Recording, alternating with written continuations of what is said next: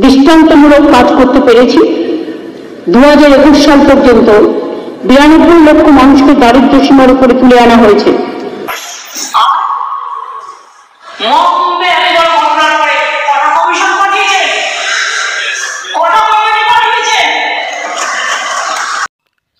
নমস্কার সবাইকে, আপনারা দেখছেন স্মার্ট নলেজ ইউটিউব চ্যানেল।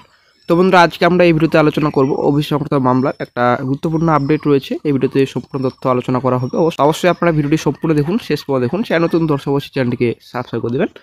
তো বন্ধুরা, আশা করি আপনারা সকলেই জানেন যে গত 17 তারিখে কিন্তু কেসটিকে মেনশন করা হয় এবং 18 তারিখে কিন্তু হিয়ারিং ছিল, যেটা আপনাদের ফাইনাল ডিসপোজাল স্টেজে কিন্তু ছিল। কিন্তু হঠাৎ করে কেসটিকে মেনশন করা হয় 17 তারিখে, তার জন্য কিন্তু আগামী 18 তারিখে কিন্তু উঠেনি কেসটি, ঠিক আছে।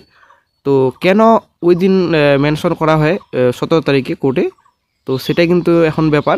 এবং এই বিষয়ে কিন্তু আমাদের রাজ্য সরকার নিজের রাগ হয়তো কন্ট্রোল করতে পারেনি বিধানসভায়, তো অনেক কিছু কথা কিন্তু বলেছেন, নিজের রাগ কিন্তু উখড়ে দিয়েছেন বিধানসভায়। তো অবশ্যই ভিডিওটি আপনাদের সঙ্গে শেয়ার করব।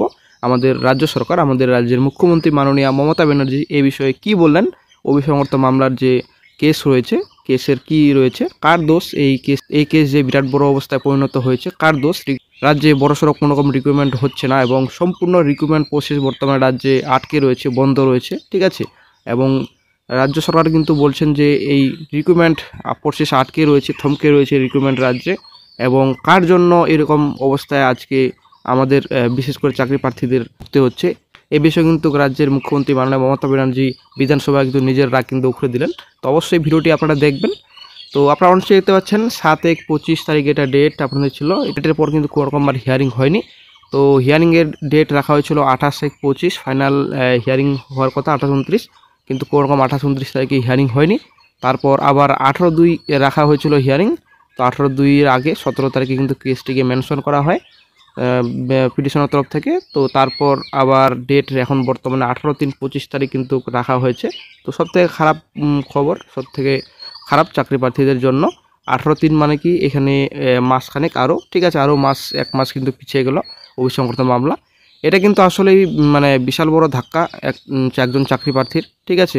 ব্যাপারটা হচ্ছে এরকম যদি কন্টিনিউ প্রতিনিয়ত চলতে থাকে অভিসংহত মামলা, এবং রাজ্য সরকার কিন্তু অভিসংহত মামলার জন্যই রিক্রুটমেন্ট করে কোনো রকম করাতে পারছে না এবং রিক্রুটমেন্ট প্রসেস কিন্তু সম্পূর্ণ আটকে রয়েছে। ডব্লিউবি তো পরিষ্কার বলে দিচ্ছে যে কোনো রকম রিক্রুটমেন্ট নোটিফিকেশন, রেজাল্ট, এক্সামিনেশন কোনো রকম হবে না রাজ্যে, যতদিন পর্যন্ত অভিসংহত মামলা মিটছে না। যদি 10 বছর অভিসংহত মামলা চলে, তো 10 বছর পর এক্সামিনেশন হবে, সেটা কিন্তু ক্লিয়ার কিন্তু বেঙ্গল পুলিশের তরফ থেকে বলা হয়েছে, পিআরবি অফিস থেকে। তো তারপর যেটা নতুন রিক্রুটমেন্ট নোটিফিকেশন পঞ্চায়েত বিএসকে এবং আদার্স রিক্রুটমেন্ট 12,000 গ্রুপ ডি, তো কোনো মতেই কিন্তু বিজ্ঞপ্তি প্রকাশিত হবে না যতদিন পর্যন্ত অভিসংহত মামলা মিটছে না।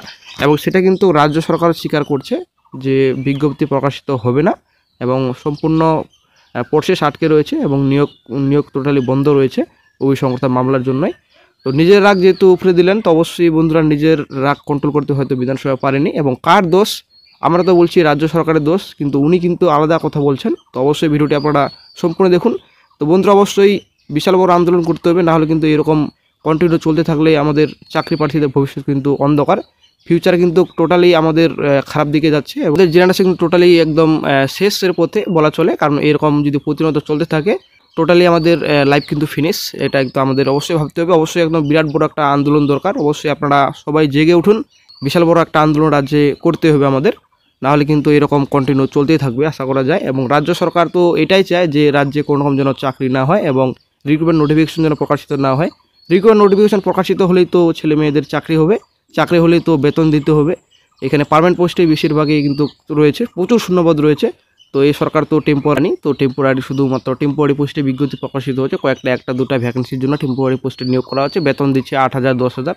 তো আসলে বন্ধুরা সবথেকে কিন্তু খারাপ আমাদের চাকরি প্রার্থীদের জন্য। তো আমাদের একটা জিনিস ক্লিয়ার বুঝতে হবে, এখানে কিন্তু কোনো রকম সরকারের আসে যায় না, কারণ রিক্রুটমেন্ট যদি বন্ধ হয়ে যায় টোটালি রাজ্যে, তবুও কিন্তু রাজ্য সরকার কিন্তু ভোট পাচ্ছে। কারণ ব্যাপারটা হচ্ছে লক্ষ্মীর ভাণ্ডার এবং প্রকল্প ভাতা রাজ্যে কিন্তু ভরিয়ে দিয়েছে। তো অবশ্যই আমাদের কিন্তু ভাবতে হবে বেকার চাকরি প্রার্থীদের, যে আমরা যদি ভোট দিই তবে আমাদের চাকরি দিতে হবে, যে কোনো সরকার আসুক, বিজেপি আসুক, টিএমসি আসুক, সিপিএম আসুক, যে সরকার আসুক, কিন্তু আমাদের বেকার চাকরি প্রার্থীদের অবশ্যই দেখতে হবে। আমাদের বেকার চাকরি প্রার্থীদের জন্য বড়সড় রিক্রুটমেন্ট নোটিফিকেশন রাজ্যে প্রত্যেক বছর প্রকাশিত করতে হবে। এটাই আমাদের চাওয়া, ঠিক আছে? এটাই আমাদের দাবি। অবশ্যই আমাদের এই দাবিটাই সবসময় ধরে রাখতে হবে, নাহলে কিন্তু আমাদের ফিউচার কিন্তু অন্ধকার, আমার জেনারেশন টোটালি কিন্তু এইভাবে শেষ হয়ে যাচ্ছে আমাদের।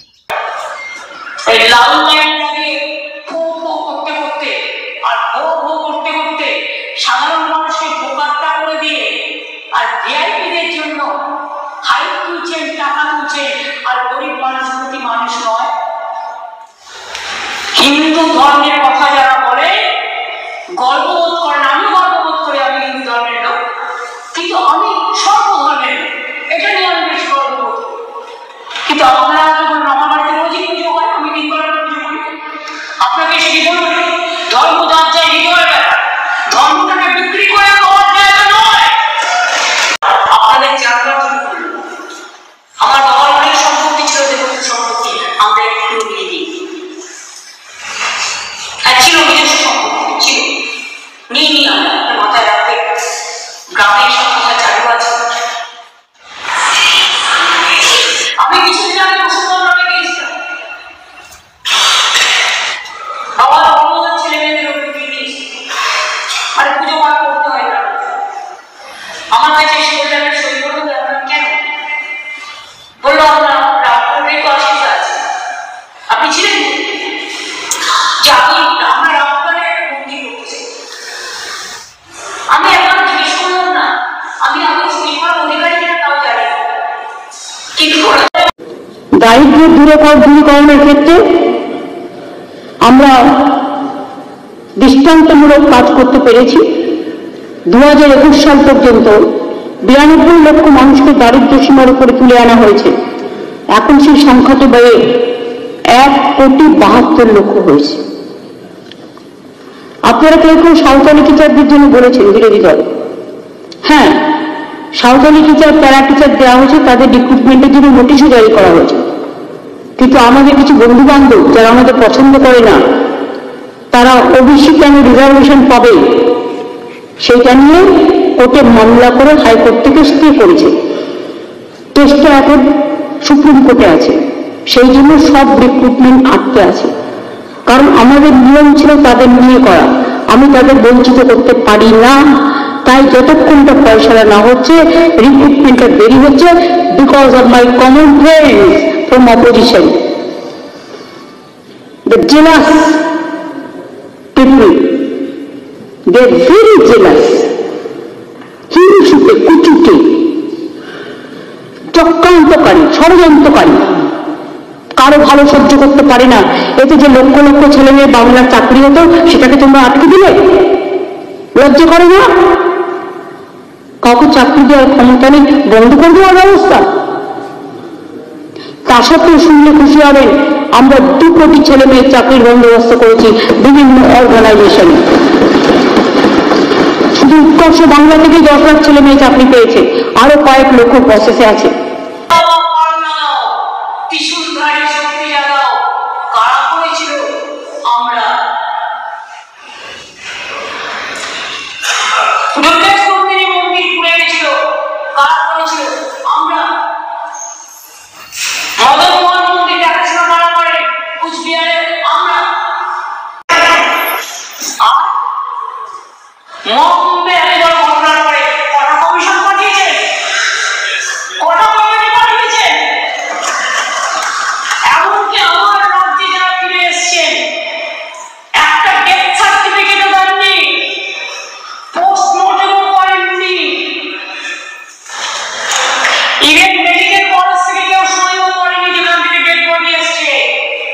শুধুমাত্র